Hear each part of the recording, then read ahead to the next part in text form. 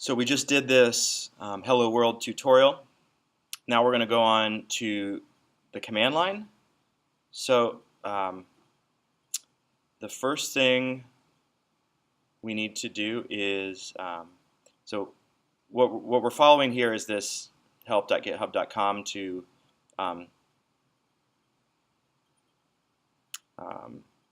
set up Git, and then we're going to follow along with the Git handbook again. So we can open up a new tab by clicking on this link, command click on that link.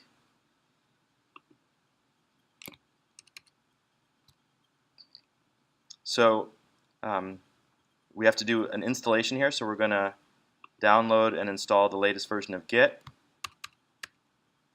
So click on the operating system that corresponds to you.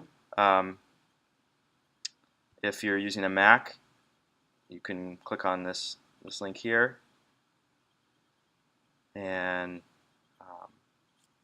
I'm not gonna follow along because I just did this yesterday, but